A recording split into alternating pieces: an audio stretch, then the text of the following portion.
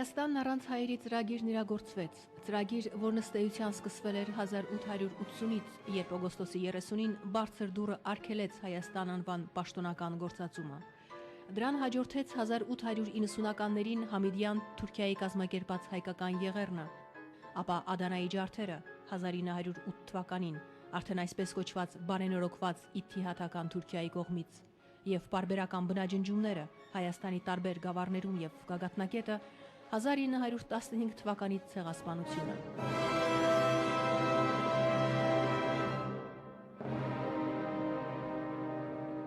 Հայաստանն առանց հայերի, սա արդեն իրողություն էր, հանուն որի օտար պետությունները եւ Օսմանյան կայսրությունը չխնայեցին ոչինչ եւ գործեցին անթերի դաժան, անթերի անբարոյական։ Թուրքերը մեծ ազգային պետական խնդիր ունեին լուծելու, եվրոպացիները ռազմատնտեսական, եւ ոչինչ նրանց չէր կարող ետ պահել եւ չպահեց։ Արդյունքում ունեցան հայաթափված հսկա տարածքներ, յուրացված, գողացված քաղաքակրթական, մշակութային նյութական արժեքներ, որ ժամանակի ընթացքում իրենցով պիտի անեին եւ ներկայանային աշխարհին իբրև այդ քաղաքակրթության հիմնադիրներ եւ կրողներ։ Ստացան Եվրոպոյիդ տեսք, շնորհիվ արևանգված գեղեցկադեմ հայուհիների առողջ գենի, որը տասնամյակների ընթացքում փոխեց քոչվորների մաշկի գույնը եւ աչքերի ձևը, բայց ամենակարևորը, հայերի նկատմամբ իրագործած եղեռնը թուրքերին սեփական ուժերի նկատմամբ վստահություն ներշնչեց, թերևս ամենակարևոր զգացումը ազգ կերտելու համար։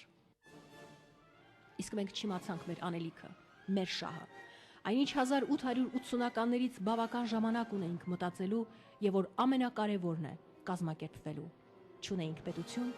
ճիշտ է, բայց ունեինք ազգային, քաղաքական, հասարակական խավ եւ միլիոնավոր հայ բնակչություն սեփական հայրենիքում, որը բարոյապես ունակ էր պաշտպանելու իր հողը եւ ժառանգությունը։ Իսկ մնացած հարցերը պետք է լուծեին ազգային ջոչերը, իրեմս ազգի առաջնորդի դեր ստանձնած կուսակցությունների։ Մանկամտություն, դիտավորություն, անհեռատեսություն, շահամոլություն, ինչն էր, որ ստիպեց մեզ, մեր տուն մտած թշնամու հետ ակննդական վարվելու փոխարեն օտարի գութը շարժելու կամ մեր ընտանիքի անդամներին բնաջնջող թուրքերի հետ լեզու գտնելու փորձեր անել։ Բայց չէ որ թուրքը մեկ լեզու էր հասկանում, դաժանության եւ ոչրի լեզուն։ Դա մենք գիտեինք, քանի որ ապրում էինք նրանց կողքին եւ ծանոթ էինք, բայց համառորեն չէինք սովորել այդ լեզուն։ Մենք սպասում էինք, որ նրանք սովորեն քաղաքակրթության եւ բարոյականության լեզուն, փոխանակ ինքներս սերտենք իրենցը։ Մեկ սպանված հայի փոխարեն առնվազն մեկ թուրք, մեկ այրված հայկական գյուղի փոխարեն առնվազն մեկ թրքական գյուղ, կանացով, ծերերով, երեխաներով, ինչպես մեր գյուղերն էին, այրվում եւ ավերվում։ Մենք մեզ թույլ չտվեցինք համարժեք մեթոդներ կիրառել, այնինչ պետք էր եւ միշտ է պետք։ Տերը սիրում եւ օգնում է նրանց, ովքեր պայքարել գիտեն եւ արժանապատիվ ապրելու կամք ունեն։ Աշխարհի հզորները հարգում են պայքարող, համառ եւ ինքնուրույն գործելու ունակություն ունեցող ազգերի։ Նրանց հետ են նստում սեղանի շուրջ բանակցելու, այլ ոչ թե կորացածների։ Պատերազմում փրկիչը զենքն է, որ արտոնել է մեր փրկիչը։ Ոչ ոք չի մոռացել, թե ինչ արժեցան հույսը ուրիշի վրա դնելը եւ օտարին հավատարիմ լինելը։ Միլիոնավոր հայ նահատակներ։ Բայց չմոռանալով հարցը չի լուծվում։ 1, 2, 3, 5 սերունդ չես մոռանա,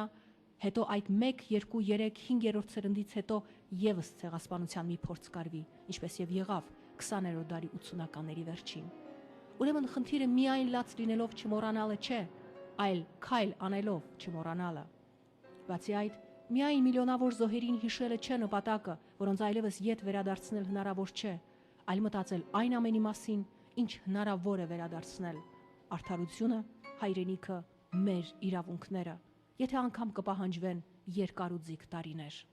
եւ կրկնության բացառումը համայն աշխարհում։ Եվ այսպես, ցեղասպանությունից անմիջապես հետո, երբ ողջ մնացածները կոտրված, սարսափած եւ տարագրված էին, երբ չկար ներկայի եւ առավելապես ապագայի հույս, մի քանի հայ անհատներ հղացան Նեմեսիս գործողությունը։ Նեմեսիս, այսինքն արդար վրեժ, բայց ոչ ծայրահեղական։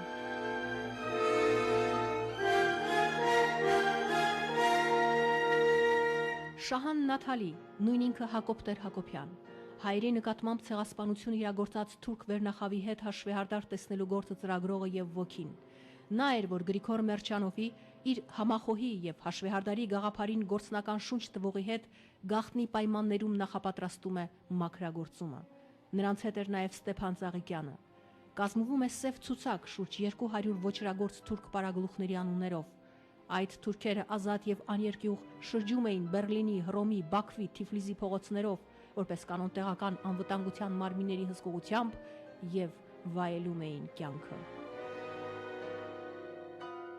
Թիվ 1 կամ ինչպես Շահան Նաթալին կասեր number 1 թիրախ Թալիատ։ Այս բարձրաստիճան մասոնին ոչնչացնելու արժանապատիվ գործը վստահվեց Սողոմոն Թեհլիրյանին։ Կպայթեցնես գանկը թիվ 1 ազգասպանին եւ չես փորձեր փախչի։ Կկանգնիս տեղդ ոտքդ սատկածի վրա ու կհանձնվիս ոստիկաններուն, որոնք կուգան ու կձերբակալեն քեզ։ Սա Շահան Նաթալիի հրահանգն էր Թեհլիրյանին։ Նպատակը վերջինիս դատավարությունը վերածել ցեղասպանություն իրագործողների դատավարության։ Բայց մինչ մանրամասն կնախապատրաստվեր եւ պատեհ հնարավորություն կստեղծվեր Թալիաթին գնդակահարելու, 1919-ին եւ 20-ին կատարվում են առաջին գործողությունները Թիֆլիս քաղաքում։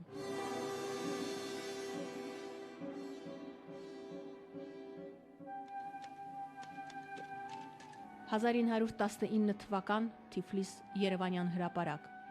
Արամ Երկանյանի գնդակից սպանվում է մուսաֆաթական Ղասիմ Բեկովը։ 1920-ին կրկին Թիֆլիսի Գոլովինսկի փողոցում վերածվում է Ադրբեջանի վարչապետ, 1918 թվականին Բաքվի 30,000 եւ 1920 թվականի մարտի 23-ին Շուշիի 35,000 հայերի ջարդը կազմակերպած Խան Խոյսկին։ Նույն 1920 թվականին կրկին Գոլովինսկի փողոցում Արամի ձեռքով գնդակահարվում է մուսաֆաթական Սարաֆովը, մյուս դահիճը Խան Մեհմեդովը վիրավորվում է։ Վիրավորվում է նաև Արամ Երկանյանը, բայց կարողանում է խույս տալ հետապնդումից եւ ազատվել։ Բայց սա արդար վրեժի սկիզբն էր եւ Արամ Երկանյանին դեռ կվերադառնանք։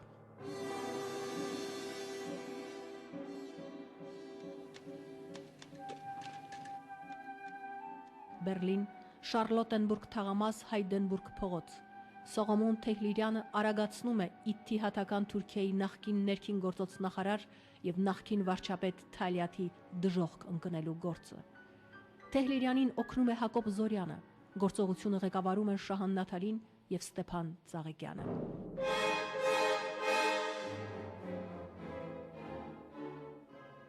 «1921 թվականի հուլիսի 19-ին Պոլիսում Ճակատամարտ թերթի խմբագրության առջև Ադրբեջանի նախկին ներքին գործոց նախարար Մոլերանդ Պանթուրքիստ եւ հայատյաց Բաքվի եւ Շուշիի հայկական ջարդերի կազմակերպիչ Բեհբուդ խան Ջիվանշիից իր ժողովրդի վրեժն է լուծում Միսակ Թորլակյանը։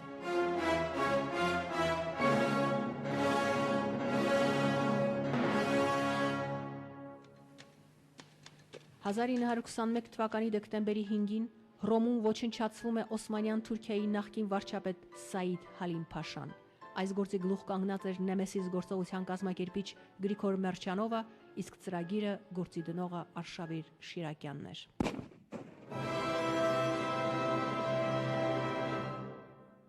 Ապրիլի 17, Զատկի հաջորդող երկուշաբթի, Մեռելոցի օրը։ Բերլինն էլ այդ օրը ներկայանում է ինչպես մի քրիստոնյա քաղաք։ Ամեն մարդ իր մեռելներին այցի է գնում, մի փունջ ծաղիկով եւ աղոթքով թարմացնելու իր հանգուցյալների հիշատակը։ Իսկ մենք աշխատանքի ենք, մեր մեռելոցը փնտրելով, որովհետեւ մեր մեռելները հերու անապատների մեջ են եւ նրանք մեզանից ծաղիկներ չեն սպասում, այլ ոչրապարտ գանգերի արյուն, հիշում է Արամ Երկանյանը։ 1922 թվականի ապրիլի 17-ին Բերլինում Ուլանդ Շտրասե փողոցում Արամ Երկանյանը Արշավիր Շիրակյանի հետ սպանում են հայոց ցեղասպանություն ծրագրած Իթիհադական հատուկ հանձնախմբի գլխավոր պատասխանատու Բեհաեդին Շաքիրբեին եւ Իթիհադական պարագլուխ Ջեմալ Ազմին։ Այնքան թեթև կզգայի, կարծես լեռը ինկած էր կուրծքիս վրա են, վստահ էի գնդակիս մահացության մասին, հատուցված էր ուխտը հայ մեռելոցին։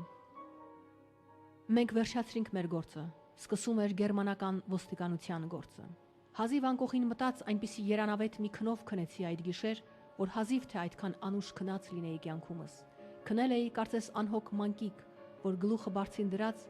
աչքերը փակում է քաղցրորեն։ Ոչ մի հոգնություն, ոչ մի կասկած կամ երկյուղ։ Չէի մտածում անգամ, թե ոստիկանություն կա եւ հետապնդումներ։ Հաջորդ առավոտ կանող Ջեմալ Ազմիի տղան Էքմելը հեռախոսել է գիշերային զվարճության իր ընկերներից մեկին եւ հայտնել, թե երեք գիշեր նրանց բաժանվելուց հետո տուն վերադառնալով գտել է հորը եւ Բեհայեդին Շաքիրի դիակները, հառաչելով, թե Թալյաթին սպանողները վերջապես կերան նաեւ հորս գլուխը։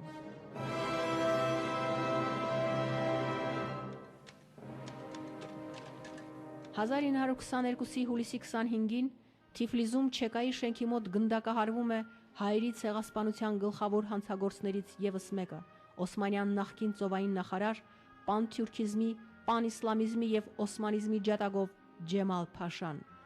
Ջեմալի նկատմամբ նեմեսիս գործողություն իրականացրեցին Ստեփան Ծաղիկյանը, Պետրոս Տեր-Պողոսյանը, Զարեհ Մելիք Շահնազարյանը, Արտաշես Գևորգյանը։ Այսպիսով ոչնչացվեց Թալյաթ Ջեմալ Էնվեր Եռյակի երկրորդ օղակը, մնաց Էնվերը։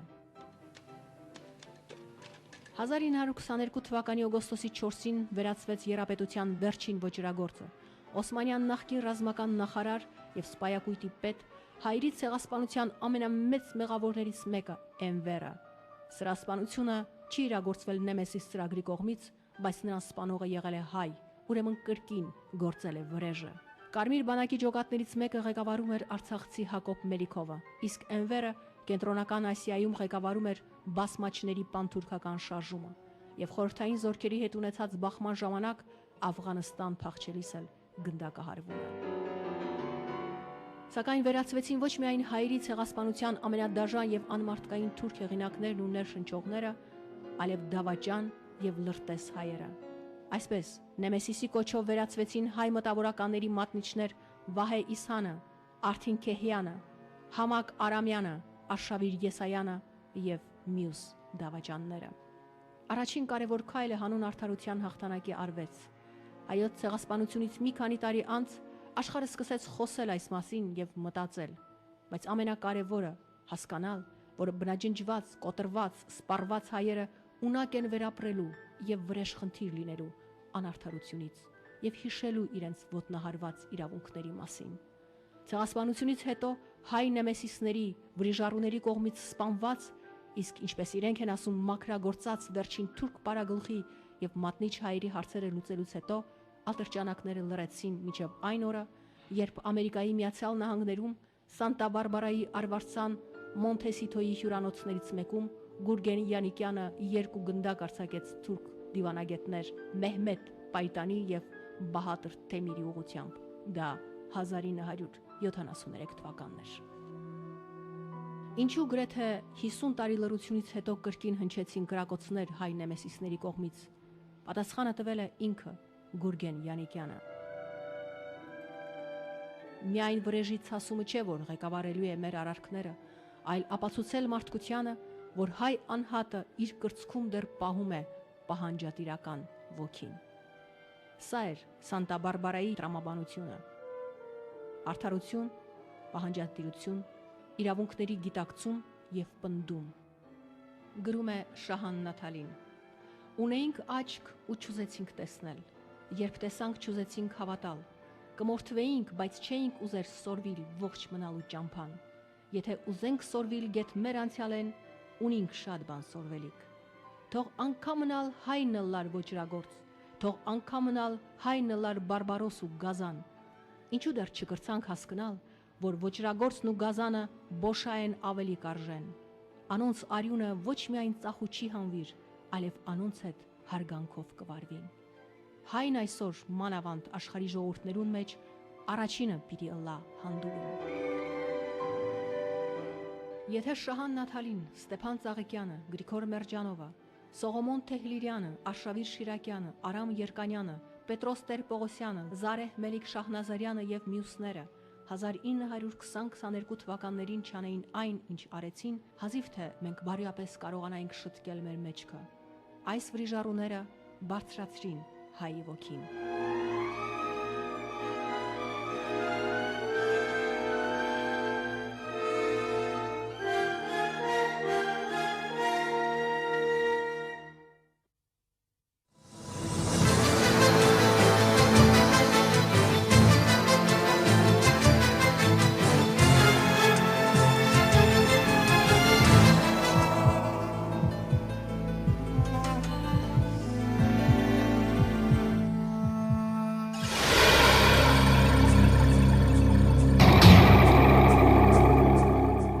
Այսօր մեր ձեռքին է 1983 թվականի հուլիսի 27-ին Լիսաբոնում տեղի ունեցած դեպքերի ժամանակագրությունը, որն ամբողջական պատկերացում է տալիս այդ օրվա մասին։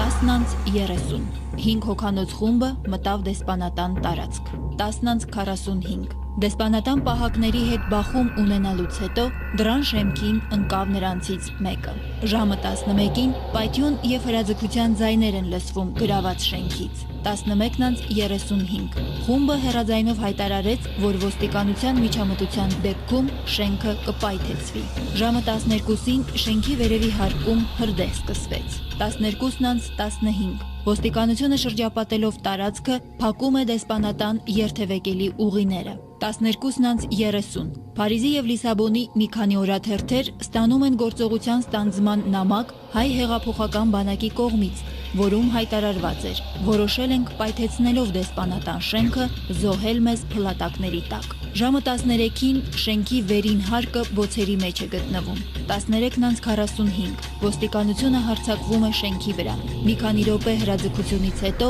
լսվում են ուժեղ պայթյուններ։ Ժամը 14-ին ոստիկանությունը շենք մտնելով փլատակների տակ գտնում է ածխացած 5 դիակ։ 14:45 պետական աղբյուրները պաշտոնապես հայտարարեցին գործողության ավարտը, հայտարարելով. խմբի անդամները ռումբի պայթյունով ինքնասպան դարձան։ 5 հայորդիների հաղորդագրություններից երկուսն ուղղված էին հանրությանը, մեկը Պորտուգալիայի իշխանություններին, իսկ մյուսը նույն երկրի ոստիկանությանը։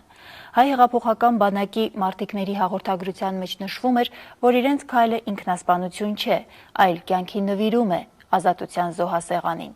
5 նահատակ հայորդիների լուսանկարի կողքին գրված էր. թող այս դեմքերը ընդմիշտ դրոշմվեն յուրաքանչյուր հայի հիշողության մեջ։ Շենքի գրավումից հետո նրանք հայտնվում են ոստիկանների շրջափակման մեջ, սակայն հայ դատի մարտիկները հասցնում են երկու շատ ուժեղ պայթյուններ առաջացնել կես ժամվա տարբերությամբ։ Պայթյունը վնասում է թուրքական դեսպանատանը հարող 15 շենքերը, որտեղ գտնվում էր նաև թուրք դեսպանի առանձնատունը։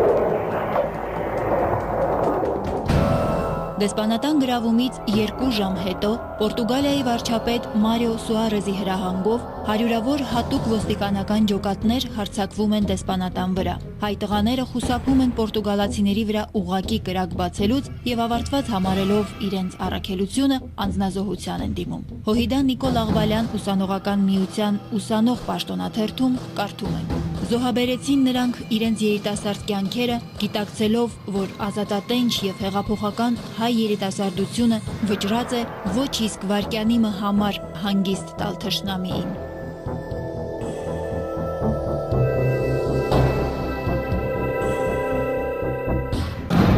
Համաշխարհային հանրությանն ուղղված 5 տղաների կոչում ասվում էր. մենք այժմ որոշել ենք պայթեցնել հայկական հարցի շուրջը ստեղծված լռության շենքը։ Թող մենք մնանք փլատակների տակ։ Անձնասպանություն չէ այս, ոչ էլ խելագարություն, այլ մեր զոհողությունը ազատության բագինին։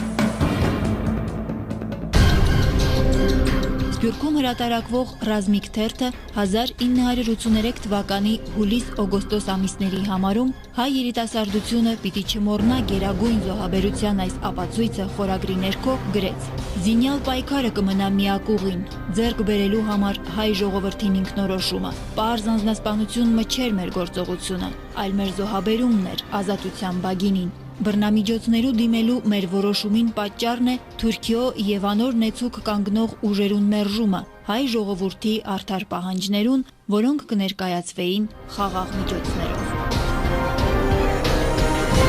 1983 թվականին և հաջորդող տարիներին տարբեր էին կարծիքները տղաների կատարած գործողության վերաբերյալ։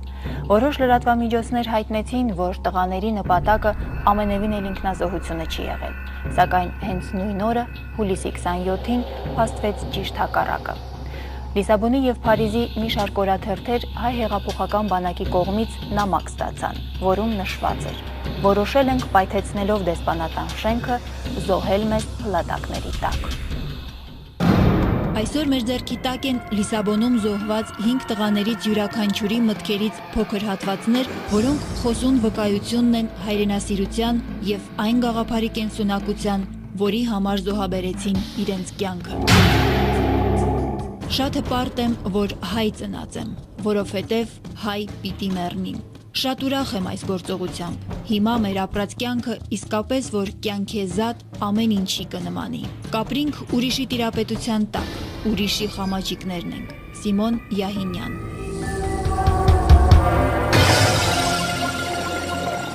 Մենք ալ ազգ ենք, հին ազգ ենք, եւ մեր իրավունքն է ուրիշ ազգերու պես ապրիլ մեր հողերուն վրա։ Մենք ալ կուզենք տեսնել մեր ժողովուրդը խաղաղ, հանգիստ իր հայրենիքին մեջ եւ մտահոգ իր հայրենիքով, ապագա հայ սերունդը պատրաստելով։ Վաչե Դաղելյան։ Ինչպես որ կսե երգը, երբ չի մնում ելք ու ճար, խենթերն են գտնում հնար։ Այո, մենք խենթերն ենք, բայց չակերտյալ խենթեր։ Եկեք, միացեք մեզի, կհավատամ, որ կտիրանանք մեր հայրենիքին։ Սարգիս Աբրահամյան։ Կուզիմ, որ իմ ընկերներս, որոնք ինձի հետ մեծած են, նույն միջավայրին մեջ մեծած են, նույն տեղերը հաճախած են, նույն գործերը հրած ենք, համոզումին այս մեկ կետին եւ չսեն ընտանիքը, կյանքը, ապագան, առանց մեր հողերուն ոչ ապագա կա, ոչ կյանք, ոչ ընտանիք կլա։ Արա Քերչելյան։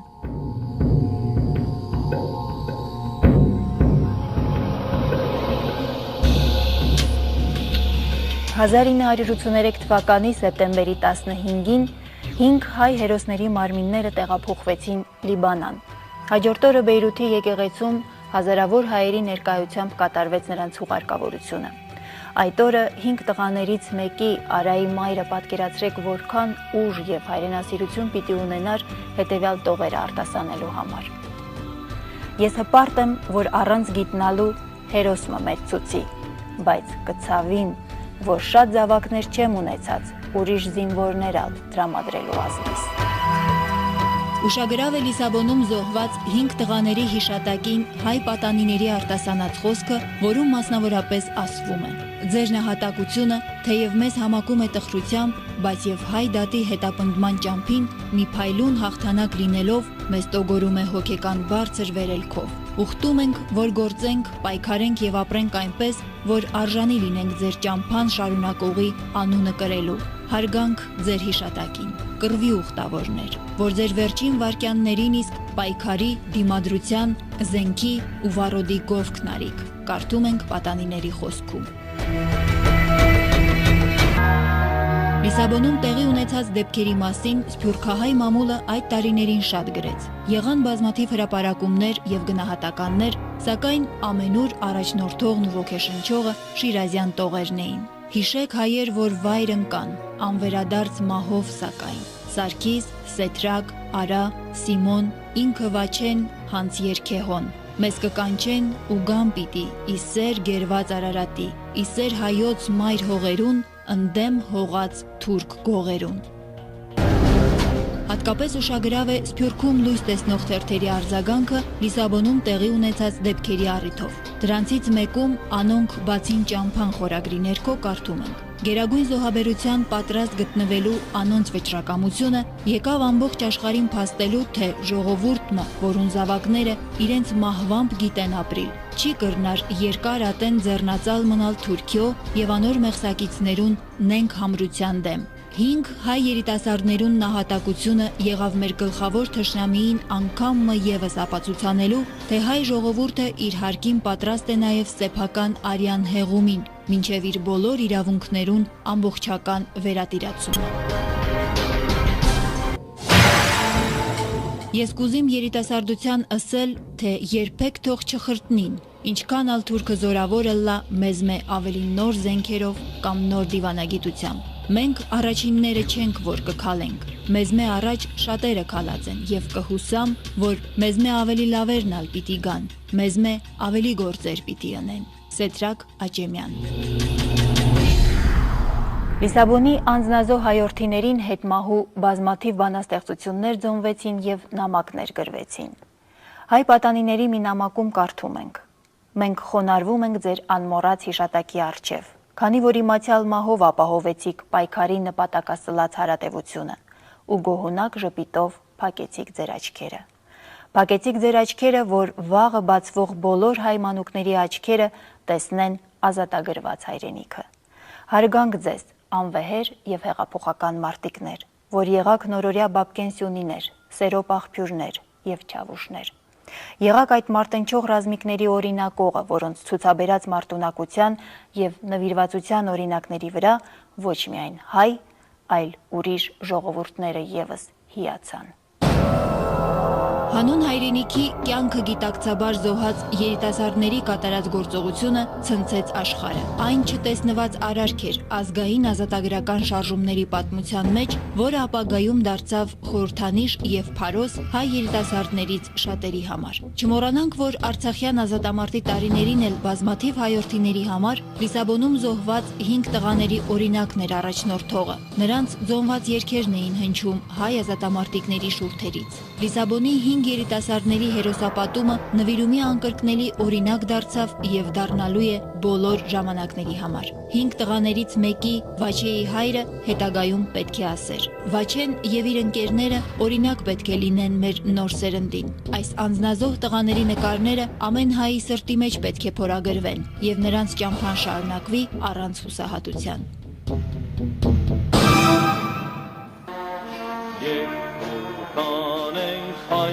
Հաչերի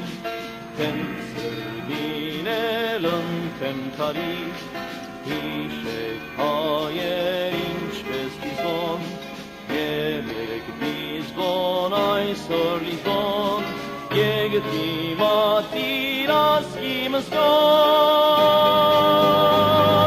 հինք հայթուգին այս երկեհոն եգվորվատան նավարալի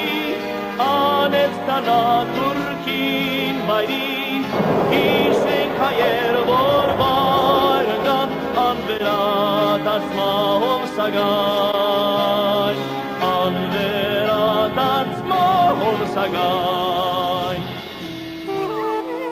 Հատկապես ուշագրավ է Լիսաբոնի 5 մարտիկների հիշատակին նվիրված հոգեհանգստյան արարողության ժամանակ խորեն եպիսկոպոս Տողրամաճյանի արտասանած ճառը։ Անոնք պատգամ տվին մեր դարավոր թշնամիին, Թուրքին, ասելով, որ հայ ժողովրդին զավակները, որքան ցրվին աշխարհի տարածքին, երբ ծնած են հայ մորմե եւ հորմե, կմնան հայ, որքան ալ հերո ապրին իրենց հայրենիքեն։ Անոնք նաեւ փոխանցեցին այն պատգամը, որ եթե համայն մարդկությունը շարունակե լուռ մնալ, հատկապես ցեղասպան Թուրքին կատարած ահավոր ոճիրներուն հանդեպ, հայ երիտասարդությունը պատրաստ է ամեն օր պայքարը շարունակելու, որպեսզի համայն աշխարհին լսելի դարձնե, թե անարդարություն գործած է, եւ հայ ժողովուրդը դեռ կսպասե արդարության վերահաստատման։ 5 հերոսների՝ Արայի, Սեթրակի, Սիմոնի, Վաչեի եւ Սաքոյի կատարածը պարզապես զոհաբերություն չէր, այլ նահատակություն հայրենիքի զոհասեղանին, հանուն մեր վաղվա օրվա, հանուն ազատ Հայաստանի եւ այն մեծ իղձերի իրականացման, որի ճանապարհին ենք դեռ։ Բարեբախտաբար պատմության մութ էջերը թեկուզ եւ ուշացումով, բայց եւ այնպես հնարավոր է ճշմարտացիորեն ներկայացնել։ Այսօր մենք պարտավոր ենք ոչ միայն հիշել 5 հայրենիների, այլև արժանիորեն գնահատել նրանց անձնազոհությունը։ Իսկ ժամանակին հայ մտավորականներից Հովհաննես Շիրազն էր, որ համարձակություն ունեցավ բանաստեղծություն ձոնել 5 նահատակներին։ Ճիշտ է 30 տարի առաջ խորհրդային հասարակարգի պայմաններում այդ բանաստեղծությունը անհնար էր բարձրաձայն հնչեցնել, ուստի ժողովուրդը ձեռքից ձեռք էր այն փոխանցում որպես հիշեցում եւ գնահատանք։ Ահա այն։ Հիշեք հայեր բալիկներուդ դեռ ծիլ ընկած գալիքներուդ, որ քեզ ամառ պիտի տային, բայց կես ճամփին ընկան կիսատ, դեռ չտեսած հողն արարատ։ Հիշեք հայեր ընկողներին, որ չհասած մեր հողերին, ընկան 5-ն էլ իսեր հայոց, մեր 5 միլիոն զոհված որդոց, որ գերձորում ընկած են դեռ հայ վրեժի հույսով անմեռ։ Գաղտնի թղթապանակում դեռևս բազմաթիվ ուշագրավ նյութեր կան, որոնք ուսումնասիրելու ենք միասին, մեկ այլ առիթով։ Իսկ ես ուզում եմ ասել, որ մեզ հետ կապ կարող եք հաստատել մեր էլեկտրոնային փոստի միջոցով, գրեք ձեզ հետաքրքրող թեմաների մասին եւ մենք կփորձենք դրանց պատասխաններ տալ։ Այսօր այսքանը, մինչ նոր հանդիպում։ Հույսս դուք եք հանկերնը